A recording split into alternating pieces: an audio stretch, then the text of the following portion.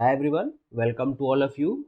आज का हमारा इस वीडियो का टॉपिक है reproduction in lichen and economic importance. इसके पहले के वीडियो में, लाइकेन के वीडियो में, हम लोगों ने लाइकेन का character, structure, classification, thallus structure देख लिया था। आज हम लोग उसके आगे बढ़ेंगे, रिप्रोडक्शन और इकोनॉमिक इम्पोर्टेंस। तो स्टार्ट करते हैं। पहले रिप्रोडक्शन इन लाइकेन। तो लाइकेन जो होते हैं इनमें वेजिटेटिव, एसेक्सुअल, वेजिटेटिव, एसेक्सुअल और सेक्सुअल तीनों तरीके का रिप्रोडक्शन होता है। मोस्ट लाइकेन जो होते हैं वो एसेक्सुअल रिप्रोडक्शन करते हैं, और सेक्सुअल रिप्रोडक्शन में फंगल पार्टनर जो होता है वो सेक्सुअल रिप्रोडक्शन करता है। ठीक है, यानी सेक्सुअल रिप्रोडक्शन में कौन इन्वॉल्व होता है? तो फंगल पार्टनर। ठीक है, एल्गल पार्टनर नहीं, केवल फंगल पार्टनर जो होता है वो सेक्सुअल रिप्रोडक्शन में इन्वॉल्व होता है। ठीक है, तो पहले है वेजिटेटिव एंड एसेक्सुअल रिप्रोडक्शन। इसमें है asexual reproduction and vegetative reproduction. तो वेजिटेटिव में आपका हो जाएगा फ्रेगमेंटेशन। इसमें क्या होता है, जो थैलस होता है वो उसकी डेथ हो जाती है या वो डीके हो जाता है तो कई पार्ट में टूट जाता है। तो जब वो कई पार्ट में टूट जाता है तो हर एक पार्ट जो होता है वो नया नया थैलस बना लेता है। ठीक है, यानी कि एक बड़ा सा थैलस है, सपोज करिए ये थैलस है, और ये थैलस डेड होने के बाद कई पीसेस में या डीके होने के बाद कई पीसेस में डिवाइड हो गया। तो हर एक पार्ट जो होगा वो एक नया थैलस बनाएगा सुटेबल कंडीशन में, यानी जब कंडीशन फेवरेबल हो जाएगा। ठीक है, जैसे एग्जांपल है रेमेलिना रेटिकुलेटा। ये लाइकेन है रेमेलिना रेटिकुलेटा, जिनमें कि फ्रेगमेंटेशन के थ्रू रिप्रोडक्शन होता है। अगला है एसेक्सुअल स्पोर, इसीडिया। इसीडिया जो होता है वो टिनी, छोटा सा simple branched spiral elongated outgrowth होता है। यानी जो मेन थैलस होता है, मेन थैलस जो होता है उसमें से आउटग्रोथ निकलता है, ब्रांच्ड आउटग्रोथ निकलता है। और ये जो आउटग्रोथ होते हैं इनमें एल्गल पार्टनर और फंगल पार्टनर दोनों होते हैं। ठीक है, जैसे ये स्ट्रक्चर देखिए, इसमें फंगल हाइफी और एल्गल सेल दोनों दिख रहा है। और ये जो इसीडिया होते हैं ये जब वो मेन प्लांट बॉडी से या मेन थैलस से, जब मेन थैलस से ये डिटैच होते हैं, सेपरेट होते हैं, तो स्टेबल सबस्ट्रेटम पे जब ये आते हैं तो वहां पे जाकर के वो क्या करते हैं, नया थैलस बना लेते हैं। यानी कि क्या हुआ कि जो इसीडिया होता है ये आउट थैलस से आउटग्रोथ निकला होता है, ब्रांच्ड आउटग्रोथ होता है। और इसमें फाइकोबियोन्ट और माइकोबियोन्ट दोनों होते हैं, एल्गल सेल्स फाइकोबियोन्ट और हाइफी माइकोबियोन्ट। और जब ये इसीडिया मेन थैलस से डिटैच होता है तो सुटेबल कंडीशन या फेवरेबल कंडीशन में ये फिर क्या करता है, नया थैलस बना लेता है। जैसे एग्जांपल है पेल्टिजेरा। ठीक, अगला है सोरेडिया। अगला है आपका सोरेडिया। ये भी एसेक्सुअल स्पोर होते हैं। तो सोरेडिया जो होता है ये पाउडरी ग्रेन्यूल होता है, छोटे छोटे माइन्यूट पाउडरी ग्रेन्यूल्स होते हैं जो कि सरफेस पे होते हैं। ये थैलस हो गया, इस थैलस के सरफेस पे ये सोरेडिया दिख पाउडरी ग्रेन्यूल्स की तरह पड़े होते हैं, छोटे छोटे दाने की तरह पड़े रहते हैं। और ये जो दाने होते हैं इनमें जो एल्गल सेल होता है उसको हाइफी चारों तरफ से कवर किया रहता है। ठीक है, यानी ये जो स्ट्रक्चर दिख रहा है इसमें एल्गल सेल है, और इस एल्गल सेल को हाइफी क्या किया है, सराउंड किए हुए है। ठीक है, एल्गल सेल हो गया और इसको ये हाइफी क्या किया हुआ है, ऐसे कवर किए हुए है। ठीक है, तो ये एक सोरेडियम जो है, जब ये एक सोरेडिया मेन सोरेडिया से डिटैच होता है, मेन थैलस से डिटैच होता है।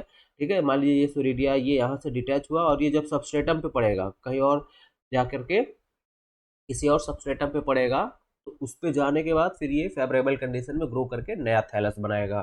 तो सोरेडिया जो होते हैं वो क्या होते हैं, माइन्यूट पाउडरी ग्रेन्यूल्स होते हैं जिनमें कि एल्गल सेल होता है। और एल्गल सेल को कौन कवर किए रहता है, तो each soredium consist of few algal cells surrounded by fungal hyphae. Fungal hyphae से क्या होते हैं, वो कवर होते हैं। और जब ये सोरेडिया मेन थैलस से डिटैच होता है, सेपरेट होता है, अलग होता है, तो कहीं फेवरेबल कंडीशन में जब सूटेबल सबस्ट्रेटम पे ये पड़ता है, गिरता है, तो वहां पे जाकर के वो नया थैलस बना लेता है। तो इसीडिया, देन सोरेडिया। अगला है आपका सिफेलोडियम। अगला है सिफेलोडियम। तो सिफेलोडियम क्या होता है, ये वर्ट लाइक स्ट्रक्चर होता है। ठीक है, वर्ट लाइक स्ट्रक्चर, मस्सा की तरह आउटग्रोथ, ये भी एक तरीके का आउटग्रोथ ही होता है। ये मेन थैलस है, इस मेन थैलस से मस्सा की तरह ये स्ट्रक्चर निकला होता है। ये जो स्ट्रक्चर होता है ये भी जब डिटैच होता है इसमें भी सेल्स, एल्गल सेल्स और फंगल हाइफी होता है। ये भी यहाँ से जब डिटैच होता है, सिफेलोडियम भी जब यहाँ से डिटैच होता है तो सूटेबल सबस्ट्रेटम पे क्या होता है, जा करके फेवरेबल कंडीशन में ये भी नया थैलस बनाता है। और सिफेलोडियम जो होता है वो कहाँ पे डेवलप होता है, तो यंगर पार्ट ऑफ थैलस, यानी कि ये जो सिफेलोडियम होते हैं वो थैलस के यंगर पार्ट पे क्या होते हैं, डेवलप होते हैं। और मेन प्लांट बॉडी से डिटैच होने पर फिर ये क्या करते हैं, फेवरेबल कंडीशन में न्यू थैलस बना लेते हैं। ठीक। इसके बाद में है सेक्सुअल रिप्रोडक्शन। ए सेक्सुअल रिप्रोडक्शन में आपका इसीडिया हो गया, सोरेडिया हो गया, सिफेलोडियम हो गया। वेजिटेटिव में आपका बाइफ्रेगमेंटेशन हो गया। Then sexual reproduction. Sexual reproduction के में लाइकेन का कौन पार्टनर इन्वॉल्व होता है, केवल फंगल पार्टनर। फंगल पार्टनर क्या होता है, सेक्सुअल रिप्रोडक्शन में इन्वॉल्व होता है। या सेक्सुअल रिप्रोडक्शन कौन करता है, तो केवल फंगल पार्टनर करता है। ठीक। इसमें जो एस्कोलाइकेंस या एस्कोमाइसिट्स या बेसिटोमाइसिट्स के जो मेंबर्स होते हैं, बेसिडियोमाइसिट्स या एस्कोमाइसिट्स के जो मेंबर होते हैं वही सेक्सुअली रिप्रोड्यूस करते हैं या रिप्रोडक्शन होता है। एस्कोमाइसिट्स जो होते हैं वो एस्कस का फॉर्मेशन करते हैं जिनमें कि एस्कोस्पोर बनता है। और जो बेसिडियोमाइसिट्स होते हैं, बेसिडियोमाइसिट्स के मेंबर जो होते हैं वो बेसिडिया का फॉर्मेशन करते हैं जिसमें क्या बनता है, बेसिडियो स्पोर्स बनते हैं। यानी कि एस्कोमाइसिट्स जो होते हैं वो क्या बनाते हैं, वो एस्कस बनाएंगे और इन एस्कस में क्या बनेगा, एस्कोस्पोर। और जो बेसिडियोमाइसिट्स होते हैं, बेसिडियोमाइसिट्स जो होते हैं ये क्या बनाएंगे, ये बनाएंगे बेसिडिया जिसमें कि क्या बनता है, बेसिडियो स्पोर बनते हैं। ठीक। लाइकेन में जो मेल रिप्रोडक्टिव ऑर्गन होता है, लाइकेन में जो मेल रिप्रोडक्टिव ऑर्गन होता है उसको स्पर्मोगोनियम बोलते हैं और फीमेल रिप्रोडक्टिव ऑर्गन को बोलते हैं कॉर्पोगोनियम और एस्कोगोनियम।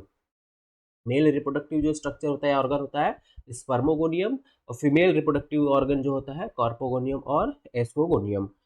अब इसमें आपका जो पहला है मेल सेक्स ऑर्गन या मेल रिप्रोडक्टिव ऑर्गन, जिसको हम लोग क्या बोलते हैं, स्पर्मोगोनिया या स्पर्मोगोनियम। ये क्या होता है, ये थैलस में, कुछ करिए ये थैलस है, इस थैलस में ये कैविटी लाइक स्ट्रक्चर होता है। इसमें दो तरीके के सेल्स होते हैं, दो तरीके के फिलामेंट होते हैं। एक आपका स्टेराइल फिलामेंट होता है, एक आपका फर्टाइल फिलामेंट होता है या हाइफी होता है, स्टेराइल हाइफी या फर्टाइल हाइफी। तो जो फर्टाइल हाइफी होते हैं, जो फर्टाइल हाइफी होते हैं ये थैलस में धसे रहते हैं ना। ये आपका जो कैविटी लाइक स्ट्रक्चर है ये थैलस में धसा रहता है। ठीक है, ये धसा हुआ कैविटी की तरह है, थैलस में धसा हुआ है, ये पूरा आपका थैलस है। इसमें दो तरीके के जो वॉल होती है, ठीक है, ये जो कैविटी की वॉल होती है, कैविटी की वॉल से दो तरीके के फिलामेंट्स या हाइफी निकले होते हैं, एक स्टेराइल होता है, एक फर्टाइल होता है। तो जो फर्टाइल होता है वहां से नॉन मोटाइल्स, जो फर्टाइल हाइफी होता है वहां से नॉन मोटाइल्स सेल्स बनते हैं। ठीक है, नॉन मोटाइल्स क्या बनते हैं, सेल्स बनते हैं जिनको स्पर्मेशिया बोलते हैं। क्या बोलते हैं, स्पर्मेशिया बोलते हैं। और यही स्पर्मेशिया जो होता है ये आपका मेल गैमिट होता है। ठीक है, स्पर्मेशिया जो होता है ये मेल गैमिट होता है, ये मेल की तरह काम करता है, मेल गैमिट की तरह काम करता है। ठीक है, और यही जो मेल गैमेट होता है ये आपका ऑस्टियोल, जो ओपनिंग होती है उस कैविटी की जो ओपनिंग होती है उसको ऑस्टियोल बोलते हैं। ऑस्टियोल से निकलती है और निकल करके फिर आगे का प्रोसेस फर्टिलाइजेशन का प्रोसेस होता है। ठीक। तो जो मेल सेक्स ऑर्गन होता है जिसको स्पर्मोगोनिया बोलते हैं वो क्या होता है, वो कैविटी लाइक स्ट्रक्चर होता है जो कि थैलस में धसा रहता है।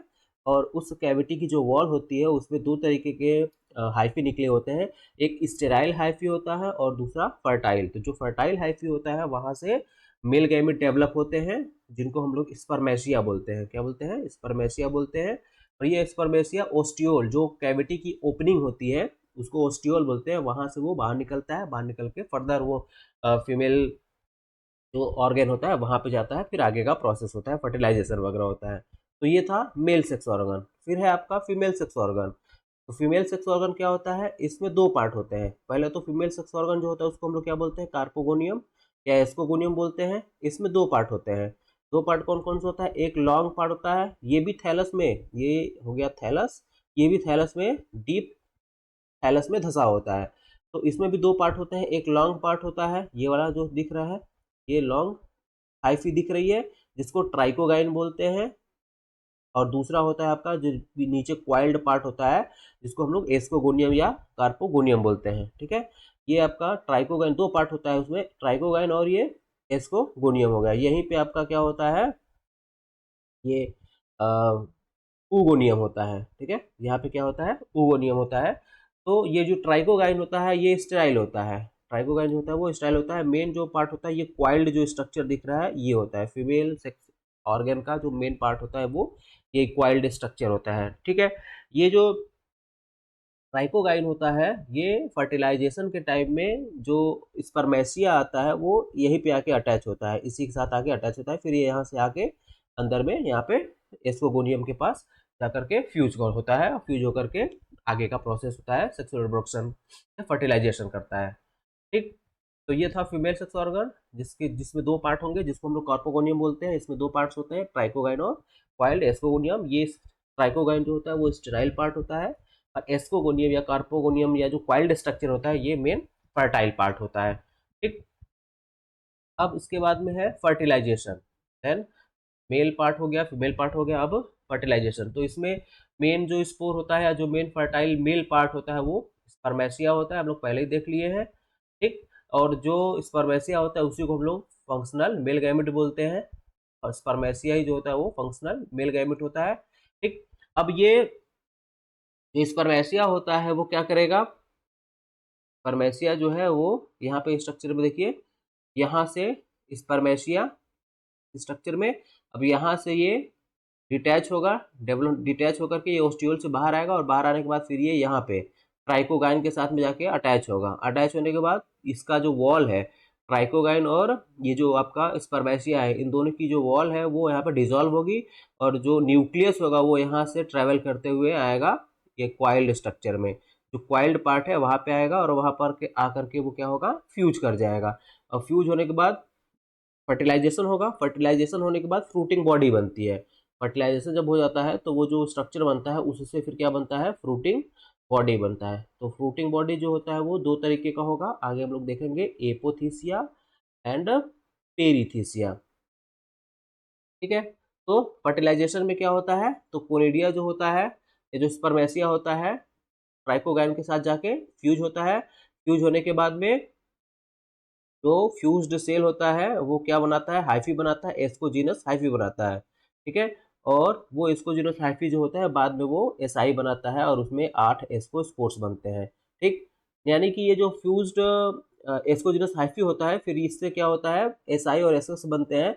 वो बनते कहाँ पे हैं, तो फ्रूटिंग बॉडी में बनते हैं। कहाँ बनते हैं, फ्रूटिंग बॉडी। इसका मतलब है कि आफ्टर फर्टिलाइजेशन फ्रूटिंग बॉडी बनेगा, फर्टिलाइजेशन के बाद क्या बनेगा, फ्रूटिंग बॉडी। अब वो फ्रूटिंग बॉडी क्या होगा, एपोथीसिया एंड पेरीथीसिया, या तो एपोथीसिया होगा या तो पेरीथीसिया होगा। और ये एपोथीसिया और पेरीथीसिया जो होते हैं इनमें आपका एस्कस और एस्कोस्पोर्स बनेंगे। ठीक है, तो अब हम लोग देखेंगे एक एक ठो।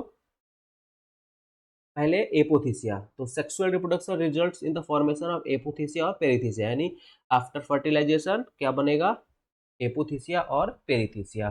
तो जो एपोथीसिया होता है वो डिस्क लाइक होता है। ठीक है, वो क्या होता है, डिस्क लाइक या कप लाइक स्ट्रक्चर होता है, और उसमें 3 पार्ट्स होते हैं, मेजर 3 पार्ट्स होते हैं एपोथीसिया में। मेजर 3 पार्ट्स होते हैं, हाइमेनियम, हाइपोथीसियम और एक्सीपुलम। हाइमेनियम, हाइपोथीसियम और एक्सीपुलम।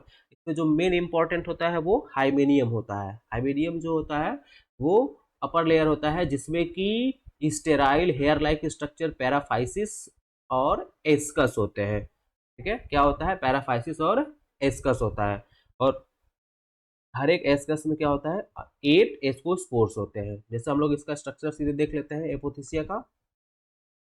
देखिए, ये है पैराफाइसिस, ये वाला जो स्ट्रक्चर दिख रहा है, और ये जो दिख रहा है ये आपका है एस्कस, और इसके अंदर जो छोटे छोटे दिख रहे हैं ये है एस्कोस्पोर्स।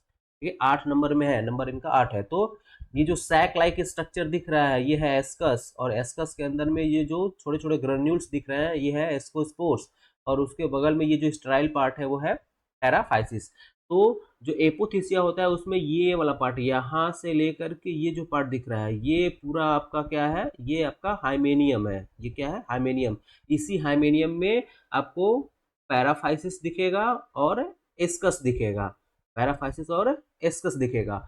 और ये जो हाइमेनियम जिस पे लगा रहता है, ये जो पार्ट होता है, जो कि वॉल एक तरीके से कह सकते हैं वो कप का, तो ये जो पार्ट होता है इसको हाइपोथेसियम बोलते हैं। इसको क्या बोलते हैं? हाइपोथेसियम बोलते हैं। बाकी नीचे है जो उसका थैलस का पार्ट रहेगा, और कॉर्टेक्स हो गया, एल्गल लेयर हो गया, बाकी वो रहेगा। मेन जो आपका पार्ट हो गया, तो ये वाला जो स्ट्रक्चर है यहाँ से लेकर ये आपका हाइमेनियम वाला पार्ट है, ये हाइमेनियम वाला पार्ट है। और इसी में आपका पैराफाइसिस है, जो कि यहाँ पे देखो इस बीच बीच में लगा हुआ है एस्कस के, और ये एस्कस है, यानी एस्कस और पैराफाइसिस जो होते हैं वो मिला के हाइमेनियम बनाते हैं। और हाइमेनियम जहाँ पे लगा रहता है, एस्कस और पैराफाइसिस जहाँ पे अटैच होते हैं, जो उनकी बेस होती है, वहाँ पे क्या होता है? हाइपोथीसियम होता है। ठीक, तो ये है एपोथीसिया। अब ये एपोथीसिया जो है ये फ्रूटिंग बॉडी है। ये क्या है? फ्रूटिंग बॉडी है। तो जब मेल और फीमेल गैमेट में जब फ्यूजन हो जाता है, तो फ्यूजन के बाद यानी आफ्टर फर्टिलाइजेशन क्या बनता है? Fruiting body. और वो फ्रूटिंग बॉडी में एपोथीसिया, ये कौन है? एपोथीसिया है। इस एपोथीसिया, यही फ्रूटिंग बॉडी दिखाई भी देती है। ये जो एपोथीसिया होता है, इसमें हाइमेनियम और हाइपोथीसियम और एक्सीपुलम ये स्ट्रक्चर होते हैं, जिसमें कि हाइमेनियम जो होता है उसमें दो पार्ट्स, पैराफाइसिस जो कि स्टेराइल होता है और हेयर लाइक स्ट्रक्चर होता है, और एक एस्कस होता है, एस्कस जिसमें कि एस्कोस्पोर्स का फॉर्मेशन होता है। जो एस्कस होता है सैक लाइक स्ट्रक्चर, ठीक है। और ये जो एस्कोस्पोर्स होते हैं, ये एस्कोस्पोर्स जब एस्कस से लिबरेट होते हैं, लिबरेट होने के बाद फिर ये नया थैलस बनाते हैं एल्गी के साथ मिल करके, ठीक है। ये तो अभी फंजाई वाला पार्ट हो गया। तो इसमें क्या होगा? ये जो एस्कोस्पोर्स होंगे, इस एस्कस से जो एस्कोस्पोर निकलेंगे, वो एस्कोस्पोर जब एल्गी के साथ मिलेंगे तो मिल करके नया थैलस बना लेंगे लाइकेन का, ठीक है। और दूसरा आपका होता है पेरीथीसिया। एक बना आपका एपोथीसिया जो डिस्क लाइक होता है, और दूसरा आपका है पेरीथीसिया जो फ्लास्क शेप्ड का है, ठीक है। पेरीथीसिया कैसा होता है? फ्लास्क। देखिए ये फ्लास्क की तरह है, ठीक है, ये फ्लास्क शेप्ड स्ट्रक्चर है। इसमें भी वही कंडीशन होता है, पैराफाइसिस होते हैं, ठीक है। पैराफाइसिस देखिए हेयर लाइक स्ट्रक्चर दिख रहा है, पैराफाइसिस। और ये जो दिख रहा है ये एस्कस दिख रहा है, इसी के अंदर होंगे एस्कोस्पोर्स, ठीक है। केवल स्ट्रक्चर अलग होता है। उसमें आपका क्या हो गया? उसमें एपोथीसिया जो है उसमें भी वैसे ही कंडीशन है, लेकिन वो डिस्क शेप्ड है, और ये पेरीथीसिया है जो कि फ्लास्क शेप्ड है, ठीक है। पेरीथीसिया जो होता है, पेरीथीसिया में develop totally on the lichen thallus और एम्बेडेड इन द थैलस। ये जो आपका पेरीथीसिया है, ये तो थैलस के अंदर पूरी तरह से क्या होता है? या तो धसा होगा या तो उसी के ऊपर लगा होगा, ठीक है। और ये जो स्ट्रक्चर दिख रहा है, ये इनकी जो ओपनिंग दिख रही है, तो यहाँ पे जो एस्कोस्पोर होंगे, एस्कस के अंदर जो एस्कोस्पोर्स होंगे वो यहाँ से लिबरेट होंगे। लिबरेट होने के बाद फिर वो जब नए सबस्ट्रेटम पे पड़ेंगे एल्गी के साथ, तब वो फिर वो नया लाइकेन का थायरस बना लेंगे, ठीक है। अब ये था इनका रिप्रोडक्शन, ठीक है। लाइकेन में रिप्रोडक्शन, एसेक्सुअल रिप्रोडक्शन, वेजिटेटिव और सेक्सुअल रिप्रोडक्शन। वेजिटेटिव में फ्रेगमेंटेशन देख लिया, एसेक्सुअल में आपका इसीडिया, सोरेडिया, सिफेलोडियम, ठीक है। और सेक्सुअल रिप्रोडक्शन में male gamete, male reproductive part, female reproductive part, male आपका स्पर्मोगोनिया, फीमेल कार्पोगोनिया, उनके बाद उनमें फ्यूजन होगा, फर्टिलाइजेशन होगा, उनमें गैमिट्स बनेंगे, फर्टिलाइजेशन होगा, फर्टिलाइजेशन के बाद फ्रूटिंग बॉडी बनेगा, फ्रूटिंग बॉडी में एपोथीसिया और पेरीथीसिया। जो फ्रूटिंग बॉडी होंगे उसमें स्पोर्स बनेंगे, वो स्पोर्स जर्मिनेट करके हाइफी बनाएंगे, और वो हाइफी जब एल्गी के साथ मिल करके लाइकेन का नया थैलस बना लेंगे, ठीक। अब आप इस वीडियो का दूसरा जो पार्ट है वो है इकोनॉमिक इंपॉर्टेंस। तो हम लोग देखेंगे economic importance of lichen. Lichen की स्टडी हम लोग कर रहे हैं, तो उससे हमको कुछ बेनिफिट मिल रहा है या फिर हम ऐसे ही केवल स्टडी कर रहे हैं? तो हम लोग देखेंगे क्या इसका इंपॉर्टेंस है हमारे लिए। पहला है as a source of food. Economic importance जो होता है इसमें हम लोग दो तरीके के देखते हैं, एक बेनिफिशियल, एक हार्मफुल। तो अभी हम लोग देख रहे हैं बेनिफिशियल। बेनिफिशियल में as a source of food, पहला क्या है? As a source of food, मतलब फूड की तरह यूज किया जाता है। तो ये जो लाइकेन्स होते हैं वो पॉलीसेक्राइड्स, इसमें बहुत सारे पॉलीसेक्राइड्स, विटामिन और कुछ एंजाइम्स होते हैं। सिट्रेरिया आइसलैंडिका, नाम याद रखना है, सिट्रेरिया आइसलैंडिका, जिसको हम लोग आइसलैंड मॉस बोलते हैं। कंपटीशन वगैरह में ये कॉमन नेम पूछता है, आइसलैंड मॉस किसको बोलते हैं? तो सिट्रेरिया आइसलैंडिका, ठीक है। इसको नॉर्वे, स्वीडन, आइसलैंड और भी कंट्री में इनको एज अ फूड यूज किया जाता है, ठीक है। इरविनिया एक स्पीसीज है, इरविनिया एक लाइकेन है, इरविनिया स्पीसीज लाइकेन है, जिसको कि इजिप्ट में बेकिंग पाउडर की तरह यूज करते हैं। इरविनिया को बेकिंग पाउडर की तरह यूज किया जाता है इजिप्ट में, ठीक है। फ्रांस में लाइकेन्स से चॉकलेट और पेस्ट्रीज बनाए जाते हैं। चॉकलेट और पेस्ट्री बनाने में लाइकेन्स का यूज किया जाता है। कहाँ पे? फ्रांस में। ठीक है। क्लैडोनिया रेंजीफेरा, ये नाम याद रखना है, क्लैडोनिया रेंजीफेरिना, इसको बोलते हैं रेंडियर मॉस। ठीक है, दो क्वेश्चन बन गया यहाँ से, एक आपका क्लैडोनिया रेंजीफेरिना हो गया और दूसरा आइसलैंडिका सिट्रेरिया आइसलैंडिका, आइसलैंड मॉस और रेंडियर मॉस, ये दोनों क्वेश्चन कंपटीशन वगैरह में पूछा हुआ है। इनको, ये जो रेंडियर मास होते हैं, इनको टुंड्रा प्रदेश में, ये टुंड्रा वाला एरिया होता है, वहाँ पे इसको एज अ फूड, वहाँ के जो रेंडियर और अदर एनिमल्स होते हैं, वाइल्ड एनिमल्स, उसको एज ए फूड यूज करते हैं, तो क्लैडोनिया रेंजरी फेरा को। ठीक है, रेंजी फेरिना को। अगला है मेडिसिनल यूज, लाइकेन का मेडिसिनल यूज। तो लाइकेन को पहले एज अ, बहुत पहले लोग एज अ मेडिसिन यूज करते थे, फीवर, जॉन्डिस, स्किन डिजीज में, एपिलेप्सी, अदर इन सब चीज़ों में। जनरली जो गांव के लोग होते थे या वहाँ पे के लोकल जो लोग रहते थे, वो इसको एज ए यूज कर लेते थे। ठीक। एक स्पीसीज है लाइकेन की, उसनिया बारबाटा। उसनिया बारबाटा, उसनिया बारबाटा से केमिकल निकलता है उसनिक एसिड। उसनिक एसिड को स्ट्रेप्टोमाइसिन के साथ मिला करके ट्यूबरकुलोसिस में यूज किया जाता है, ट्यूबरकुलोसिस के ट्रीटमेंट में यूज किया जाता है। ठीक। स्ट्रेप्टोमाइसिन एंटीबायोटिक है, स्ट्रेप्टोमाइसिन एंटीबायोटिक है, इसको और उसनिक एसिड को मिला करके ट्यूबरकुलोसिस में के ट्रीटमेंट में यूज किया जाता है। तो उसनिक एसिड कहाँ से निकलता है? तो उसनिया बारबाटा। ठीक है। उसी तरह से सिट्रेरिया आइसलैंडिका, जिसको आइसलैंड मॉस बोलते हैं, उसको एज अ लग्जेटिव यूज करते हैं, कॉन्स्टिपेशन वगैरह को ठीक करने में यूज किया जाता है, इसका लोग लेते हैं। अगला है एक केमिकल जिसका कि यूज एंटी कैंसरस ड्रग बनाने में यूज किया जाता है, तो प्रोटोलेचेस्टरीन। ठीक है, प्रोटोलेचेस्टरीन, ये लेस्टेरेनिक एसिड, प्रोटोलेचेस्टरेनिक एसिड, ये जो है इस एसिड का यूज किया जाता है एंटी कैंसरस ड्रग बनाने में। ठीक। अगला है केमिकल यूज। केमिकल यूज में दो तीन डाई है, एक है ऑर्चिल और एक आपका ओरिसिन। ठीक है, ऑर्सिन। तो ये ऑर्चिल जो है, ये भी और ऑर्सिन, ये दोनों जो है वो एज अ डाई, डाई की तरह यूज किया जाता है। तो ऑर्सिन जो होता है, इसको रोसेला टिंक्टोरिया से यूज निकालते हैं। ओरसिन जो होता है, इसको रोसेला टिंक्टोरिया से। यही सब क्वेश्चन पूछता है कि ओरसिन कहाँ से, ओरसिन डाई जो होता है या स्टेन है, तो कहाँ से निकाला जाता है? तो रोसेला टिंक्टोरिया। और दूसरा है आपका ऑर्चिल, ये भी एक तरीके का डाई है, ब्लू डाई, इसको रोसेला और लेकनोरा, ठीक है, रोसेला और लेकनोरा स्पीसीज से निकाला जाता है, ऑब्टेन किया जाता है। और डाई करने में वुलन, जो ऊनी कपड़े होते हैं या सिल्क फैब्रिक होते हैं, उनका डाई करने के लिए ऑर्चिल यूज किया जाता है। उसी तरह से लैब में एसिड बेस इंडिकेटर लिटमस, हमने सुना होगा लिटमस, जो कि एज अ इंडिकेटर यूज किया जाता है, तो इसको यूज करते हैं रोसेला स्पीसीज से, उसको भी ऑब्टेन किया जाता है, किससे प्राप्त किया जाता है? रोसेला मोन्टेग्नी। ठीक है, लिटमस जो होता है वो रोसेला मोन्टेग्नी से ऑब्टेन किया जाता है। तो ये याद रखना, ये इंपॉर्टेंट, ये पूछा हुआ है। ठीक है, लिटमस ऑब्टेन फ्रॉम, तो रोसेला स्पीसीज भी याद रहेगा तो भी काम चल जाएगा। ठीक है, तो ये होता उसका केमिकल यूज। अगला है परफ्यूम्स।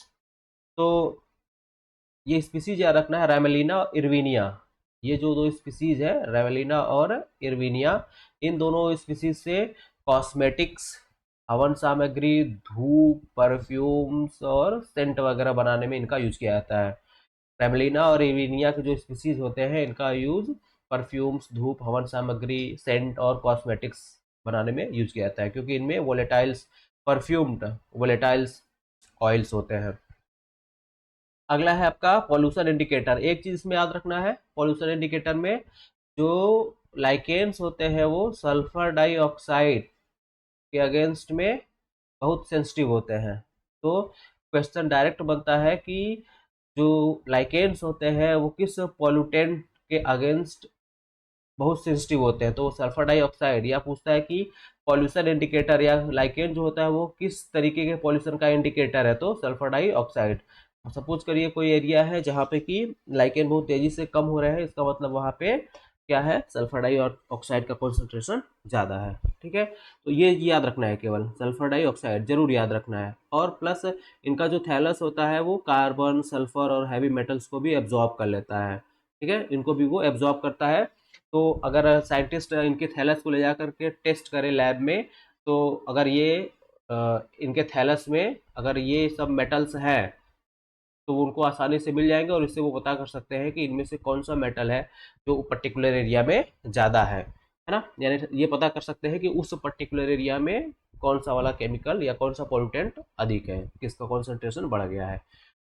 सल्फर और नाइट्रोजन के जो कंपाउंड होते हैं इनके अगेंस्ट में लाइकेन बहुत ज़्यादा सेंसिटिव होते हैं, लेकिन उसमें भी आपको याद रखना है सल्फर डाइऑक्साइड। पॉल्यूशन, किस पॉल्यूटेंट का इंडिकेटर ये लाइकेन्स होते हैं, तो सल्फर डाइऑक्साइड। अगला है आपका, लाइकेन जो होते हैं वो नाइट्रोजन फिक्सेशन का भी काम करते हैं। एल्गी होते हैं इनमें, ब्लू ग्लिन भी एल्गी भी कभी कभी होते हैं, तो ये क्या करते हैं, नाइट्रोजन को नाइट्रेट में कन्वर्ट करते हैं, यानी नाइट्रोजन फिक्सेशन का काम करते हैं। सॉइल फॉर्मेशन में इन्वॉल्व होते हैं। ठीक है, लाइकेन जो होते हैं वो सॉइल का फॉर्मेशन करते हैं।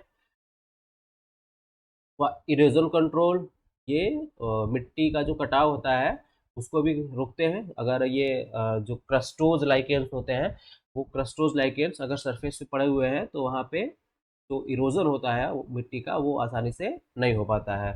ठीक है, कुछ ऐसे भी ऑर्गेनिज्म होते हैं जिनके लिए वो हैबिटेट का प्रोवाइड कराते हैं, यानी कि बहुत सारे ऑर्गेनिजम्स है, आर्थ्रोपोड्स है, इंसेक्ट्स है, इनके लिए ये शेल्टर प्रोवाइड करते हैं, लाइकेन्स।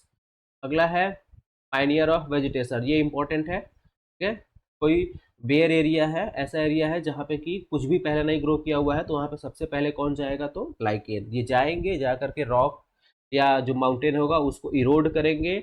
इरोड करने के बाद वहाँ पे धीरे धीरे धीरे धीरे मिनरल्स का एक्यूमुलेशन करके मिट्टी का फॉर्मेशन करेंगे। उसके बाद में, लाइकेन के बाद में, फिर सक्सेशन के प्रोसेस में अदर मॉसेस, ग्रास और अदर प्लांट जाके ग्रो करेंगे। यानी कि किसी भी बेयर एरिया जो रॉकी एरिया है या माउंटेन है जहाँ पे कि कोई वेजिटेशन नहीं है, तो वहाँ पे सबसे पहले जो पहला वेजिटेशन होगा वो किसका होगा, तो लाइकेन का होगा, इसीलिए इनको पाइनियर बोलते हैं। ये इंपॉर्टेंट है। ठीक है, किसी सक्सेशन में, बेयर एरिया में अगर सक्सेशन हो रहा है, प्लांट सक्सेशन, तो उसमें सबसे पहले कौन होगा, पाइनियर, तो लाइकेन्स हो गए। याद रखना है, ये रॉक और माउंटेन जो होते हैं उनको इरोड करते हैं, उनका क्षरण करते हैं, करके फिर वहाँ पे मिनरल्स एक्यूमुलेट करते हैं, जिससे कि वहाँ पे धीरे धीरे धीरे धीरे मिट्टी का फॉर्मेशन होता है, और फिर उसके बाद अदर प्लांट, मॉस, ग्रासेस जाके ग्रो करते हैं। ठीक है, तो ये पाइनियर होते हैं वेजिटेशन के, नाइट्रोजन का फिक्सेशन करते हैं, सॉइल फॉर्मेशन में यूजफुल होते हैं, और कंट्रोल करते हैं इरोजन को, हैबिटेट भी बनाते हैं। देन हार्मफुल इफेक्ट, इनके कुछ हार्मफुल भी इफेक्ट हैं, तो वो क्या है, तो एक याद रखिएगा, कंपाउंड वल्फनिक एसिड। ठीक है, वल्फिनिक एसिड, वल्फिनिक एसिड। ठीक है, ये जो वल्फिनिक एसिड होता है ये वल्पिसीडा और लेथारिया से निकाला जाता है या उसमें होता है। ये जो होते हैं टॉक्सिक होते हैं, ये क्या होते हैं, टॉक्सिक, है ना, ये टॉक्सिन होते हैं। ये इनको बोलते हैं वोल्फ लाइकेन, जो लिथारिया वोल्पाइन होता है जिसको वोल्फ लाइकेन बोलते हैं। अब ये भी याद रखना है, वोल्फ लाइकेन किसको बोलते हैं, लिथारिया वोल्पाइन। ठीक है, इसका नाम ही इसलिए पड़ा हुआ है कि ये वोल्फ के लिए क्या होता है, पॉइजन का काम करता है। जो वोल्फ वहाँ पे होते थे यूरोप में, उनके लिए ये पॉइजन का काम करता था, तो ये पॉइजनस होते हैं। ठीक है, बहुत सारे ईपीफाइटिक जो लाइकेंस होते हैं, बहुत सारे ईपीफाइटिक जो लाइकेंस होते हैं वो प्लांट पे, ईपीफाइट है दूसरे प्लांट पे ग्रो करेंगे, तो जिस प्लांट पे ग्रो करते हैं उसको क्या करते हैं, हार्म पहुंचाते हैं, उनको प्रॉब्लम देते हैं। ठीक है, उसके बाद में है एक स्पीसीज है आपका उसनिया बारबाटा। ठीक है, उसनिया बारबाटा, इसमें थ्रेड्स लाइक स्ट्रक्चर होते हैं, लॉन्ग थ्रेड्स होते हैं। ठीक है, लॉन्ग थ्रेड्स होते हैं पेंडेंट के, पेंडेंट लाइकेन, पेंडेंट लाइकेन बोलते हैं उसने बारबाटा को। उसमें लॉन्ग थ्रेड्स होते हैं। गर्मी के समय में जब बहुत ज़्यादा सूखा रहता है तो इस समय फॉरेस्ट में फायर को, अगर कहीं आग लग गया तो उसको फैलाने में थ्रेड की तरह होते हैं, तो ये आग को फैलाने का काम करते हैं। ठीक है, और कुछ लाइकेन्स होते हैं जो कि एलर्जी भी करते हैं, जैसे पॉलन होते हैं प्लांट में तो उनसे एलर्जी होता है, तो ऐसे कुछ लाइकेंस भी होते हैं जिनसे कि एलर्जी होता है, एलर्जी कॉज करते हैं। ठीक है, तो ये था इकोनॉमिक इम्पोर्टेंस। पहला था आपका, पहले क्या था, हार्मफुल, हम लोग पहले पढ़े थे बेनिफिशियल, इसमें क्या है, ये हार्मफुल इफेक्ट है लाइकेंस के। उसमें वल्फोनिक एसिड, वॉल्फ लाइकेन, लिथारिया वल्पाइन याद रखना है, एपीफाइटिक लाइकेन याद रखना है। ठीक। देन उसके बाद बेनिफिशियल था, तो बेनिफिशियल में आपका इकोनॉमिक इम्पोर्टेंस, बेनिफिशियल में food as a source of food था। देन मेडिसिनल यूज, फिर उसके बाद केमिकल यूज, केमिकल यूज में दो डाई याद रखना है और लिटमस पेपर याद रखना है। लिटमस स्पीसीज है रोसेला मोंटेगडी। देन उसके बाद में है परफ्यूम पॉल्यूशन इंडिकेटर, तो परफ्यूम्स में आप दो स्पीसीज याद रखिएगा, रामेलिना और इरविनिया। पॉल्यूशन इंडिकेटर में सल्फर डाइऑक्साइड भी याद रखना है, केवल सल्फर डाइऑक्साइड याद रखना है तो भी काम चल जाएगा, क्वेश्चन यहाँ से बना हुआ है।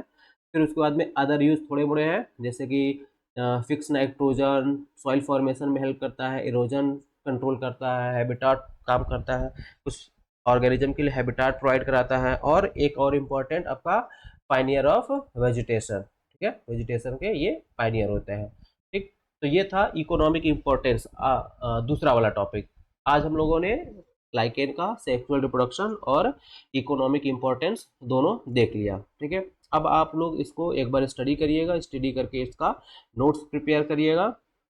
नोट्स प्रिपेयर करने के बाद और भी उसको एक बार अपने से कुछ एक्स्ट्रा भी मिले तो उसको ऐड करिएगा। ठीक है, तो ये था हम लोग का आज का लाइकेन का टॉपिक, ये आज हम लोग का ख़त्म हो गया। अब आपका कुछ भी ऐसा रहेगा, लगे कि कुछ और बताना है या ऐसा कुछ बचा हुआ है, तो फिर उसको आप कमेंट करिएगा, फिर हम लोग नेक्स्ट क्लास में उसको पढ़ेंगे। ठीक है, थैंक यू।